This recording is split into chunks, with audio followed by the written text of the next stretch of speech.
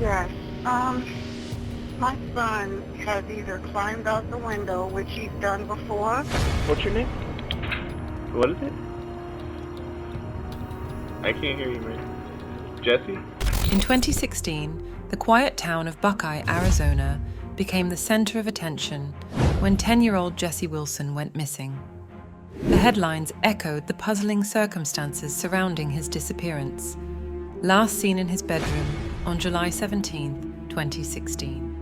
It was a case that would grip the community for years, leaving many with unanswered questions.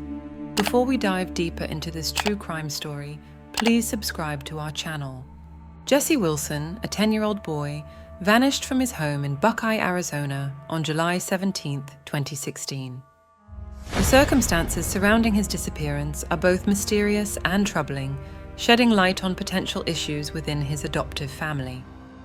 The clock ticked past 9:30 p.m., and little did anyone know that it would mark the beginning of a prolonged search, raising concerns about the safety and well-being of this young boy. Police later determined that Jesse had left his room through a window.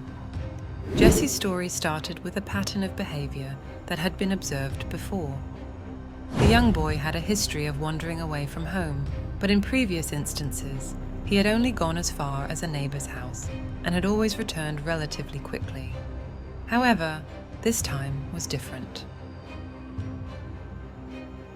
On the morning of July 18, 2016, Jesse's adoptive mother, Crystal Wilson, discovered that he was not in the house and reported him missing to the Buckeye Police Department.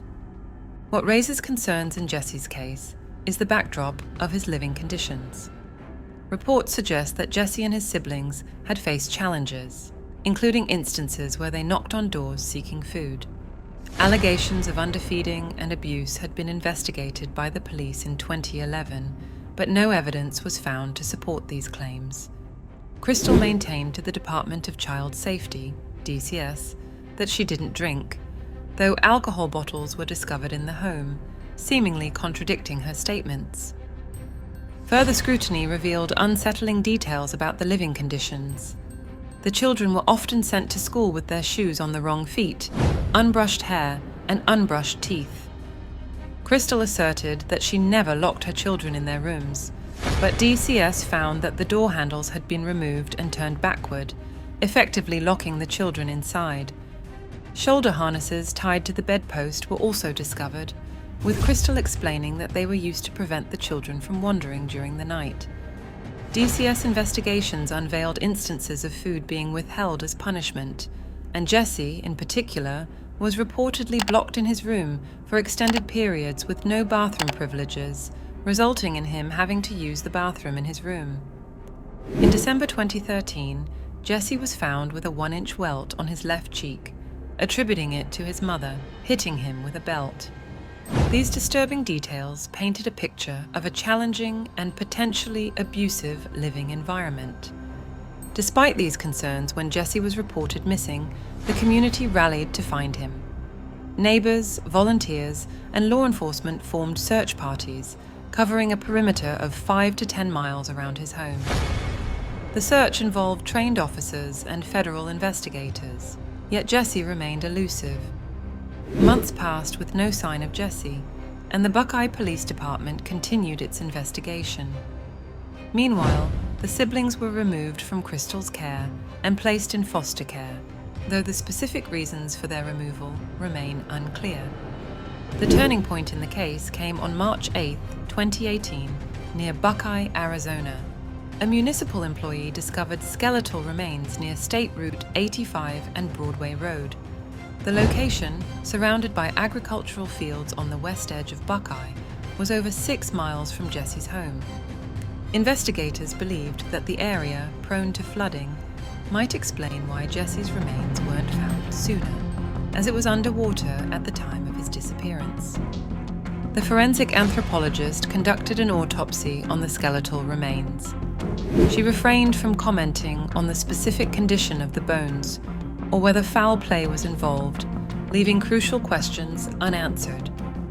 The police also remained tight-lipped about potential suspects in Jesse's disappearance. The revelation of Jesse's skeletal remains opened a Pandora's box of inquiries. The cause of death remained officially undetermined, adding another layer of mystery to an already complex case. Despite the uncertainty, the police approached the investigation as a homicide.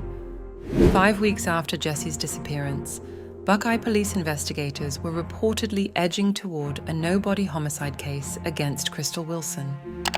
The lack of a clear cause of death did not deter their pursuit of justice, and the case continued to evolve over the years.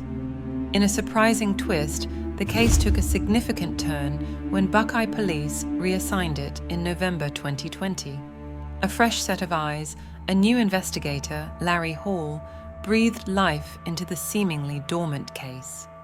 Armed with determination and a commitment to uncover the truth, this detective revisited old leads and sought out new evidence. Collaborating with the Maricopa County Attorney's Office, the renewed investigation brought forth a fresh perspective. Crystal Wilson, the adoptive mother, found herself under intensified scrutiny. The case was no longer confined to the shadows of uncertainty. It was moving toward resolution. In a crucial breakthrough, Crystal Wilson was tied to Jessie's remains through a combination of DNA evidence and compelling visual proof.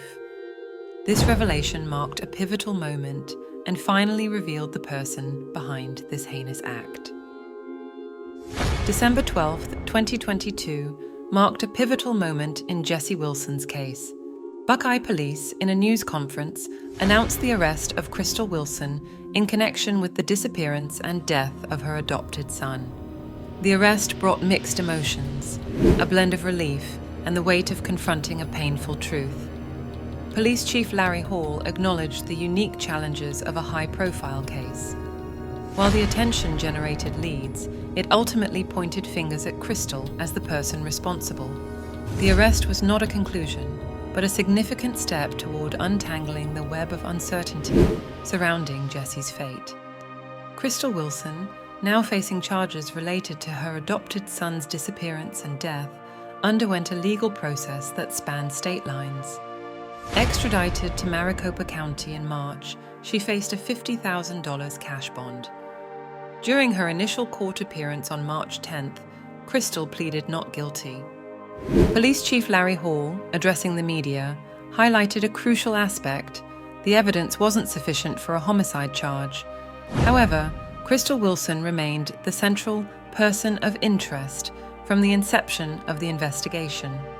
The legal proceedings paved the way for a trial, setting the stage for an eventual verdict. Jessie's grandmother expressed a mix of emotions, saying, "We never gave up hope that justice was going to be served." With a sense of relief, she acknowledged that the journey was reaching its conclusion, and the person accountable for the actions that led to Jessie's demise would finally face the consequences. As the wheels of justice turned, the culmination of the case appeared on the horizon. Crystal Wilson's trial was scheduled for July 6, 2023. A courtroom would become the arena where the details of Jessie's disappearance and the events leading to his tragic end would be dissected.